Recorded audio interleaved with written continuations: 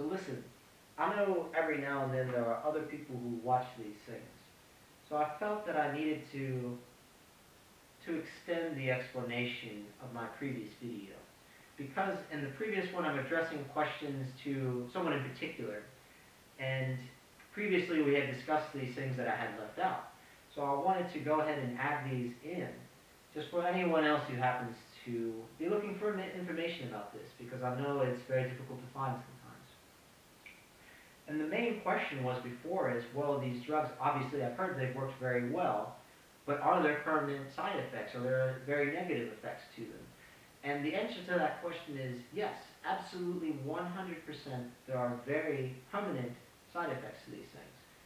And the explanation that I can give to best help you understand is to use a familiar example.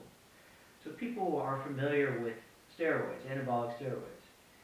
And normally they're quite familiar with what happens to people who take them. So if what happens when you take a steroid is you increase your body's ability to produce things like testosterone. And as a result, because of these increased levels, the body's ability to produce it itself is decreased because it's trying to combat this massive increase in testosterone. And it's the same sort of things with these amphetamines. It boosts the ability to produce particular neurotransmitters, and the body takes reactions to lower the ability to produce it and also to lower the receptors. Because you have to understand the context in which your body works. Your body was designed to work in a jungle. No medical assistance, no nothing.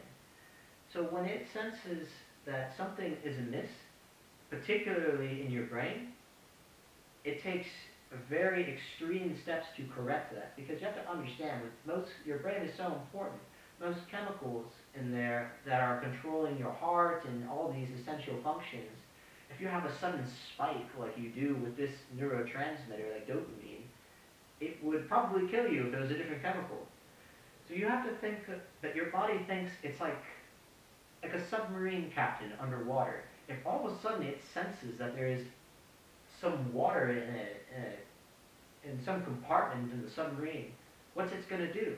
It's going to immediately seal off that compartment and not think twice about it. That maybe there are just some people in there setting up a slip and slide or something like that. But it doesn't know that. And it's the same thing. You might, sometimes people forget that there is only a very small part of your body that you actually control. Everything else is on automatic pilot. And because of this, your body takes big reactions to things that you may not think are a big deal, but to it, it is. So that is why you get these very permanent side effects from it. And what I recommend that you do is speak to people who have taken the drug regularly. So you probably, if you're watching this, you probably go to a college or a high school. There are people there who take this stuff regularly, and what you will find out from most people who take this is that they may take it for a while, but hardly ever do most people take it as it is meant to be prescribed, because they can feel those effects. They feel you can feel it affecting your brain. And a lot of people, after they're done taking it, they end up going into have problems like chronic depression, chronic fatigue, and that's because the body's ability to produce these things has been severely limited. And I don't have the numbers in front of me, but of course it's very dose dependent. If you take a small amount, it's not to say that there will be no permanent side effects, but it will be less so than if you take a higher dose. But the problem is that as soon as you start, most people start off taking very little amounts of amphetamine. You might take 5, 10 milligrams. But within the first week of them even being prescribed it, they find they need more already, because your body has already taken actions to mitigate against that rise in these neurotransmitters. So it gets into a cycle where you have to keep taking higher and higher amounts of drugs. It happens for everyone. It doesn't matter who you are. It's always going to happen. And eventually you get to a point, or a lot of people who are amphetamine users get to a point where they have to take so much amphetamine, you don't even feel extra concentrated. At this point, their ability to produce these neurotransmitters and things themselves is so reduced that they must take this just to feel normal again. And that's why I recommend that you talk to people who take this, because a lot of people who've taken it for a while, they'll tell you, so listen, after taking this drug, I just don't, it's not just like after, the day after anything, it's just after they've gotten off the drug for a while, they can feel that they're not themselves. And when they compare to what they were like before they started taking the drug, often people will tell me they have noticed when they'll look at old conversations they have through their Facebook or other social networks, and they don't understand that there's like some part of themselves that is missing. There's like a blankness, a blandness. They'll tell me that often, they'll be driving all of a sudden, they just won't be thinking about anything. They're in like a zombified state. I guess it's very difficult for them to explain, but it's just, ordinarily they would have been thinking about something or daydreaming or something, and they don't do that anymore. They'll just get in their car and almost be thinking about nothing, and then before you know it, they're at work or they're at school or whatever they have to do. It's like I said, it's something that I think you should probably speak to people who have taken it regularly, and even people who have not taken it regularly.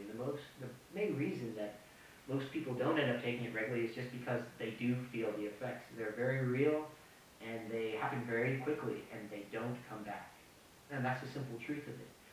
And I know that most people will research this, try to research it themselves. And I'm not saying that don't research things yourself, but if you're not a researcher, or if you've never been involved in the medical field at all, you have to understand that you have to be very careful about what kind of research you pay attention to.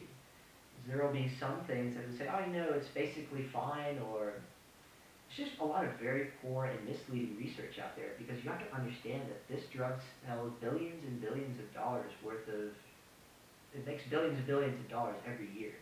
So people want you to believe that it's just okay. They want to encourage that behavior.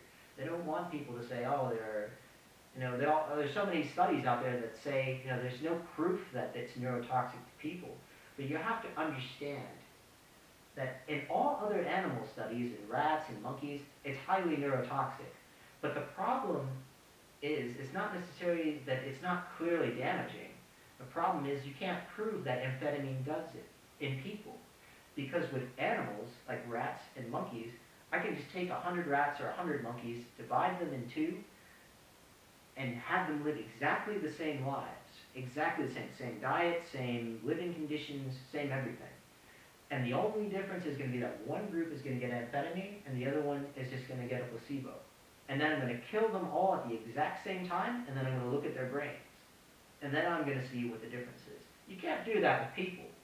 So you can look at damage from people, and first of all, there are not as many autopsies just to study different damages to different disease states. Not as common as they probably should be. And even if you do perform an autopsy like that, how do you know it was amphetamine? Maybe they were taking some other drug. They drank alcohol, they smoked, they had diabetes, they had something else. How can you prove definitively that it was amphetamine? So you see where the problem lies.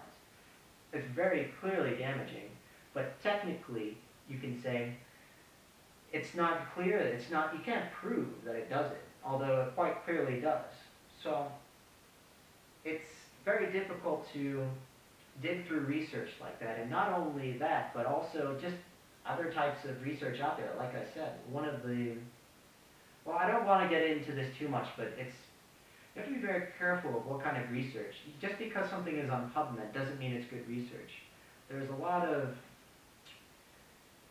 I don't really want to get into it, it's a whole different subject, but anyways, just know that you absolutely cannot trust that, because there is a lot of bad research out there, a lot of those really silly nonsense like weight loss drug products that are on PubMed. They're on PubMed, the nonsense research is on there too. So you have to be very careful of who it is. There are plenty of people who are hired by drug companies. You can look on there. It says paid by Shire, all this other stuff. Are there any? It's really amusing. So you'll have studies that say, is there any conflict of interest? No. And then the next say paid by Shire. It's like, come on, man. But you've got to look out for that. So unless you read these things very thoroughly and know who the good scientists and researchers are, it's very difficult to sift through all that research and see what is good and and what is just nonsense and sales material. So I hope this was helpful. If you have any additional questions about it, let me know. But that's generally one of the main, the biggest question is it damaging to people's brains? Yes, it is. And I'm not saying don't take it. All I'm saying is that you need to be aware of what it is. It's just a tool like anything else. If it's worth the price, then it is. It's like if someone made you a deal to, let's say, sell 4 years of your life for $100,000. Is that a bad deal? Maybe, maybe not. It just depends on what you plan on doing with $100,000 and which 4 years of your life. If you're going to be 4 years of life hooked up to a machine, or something like that, maybe it's not such a bad deal. It all depends, but there are permanent repercussions from a drug like that. And don't let anyone tell you otherwise, because it's not true.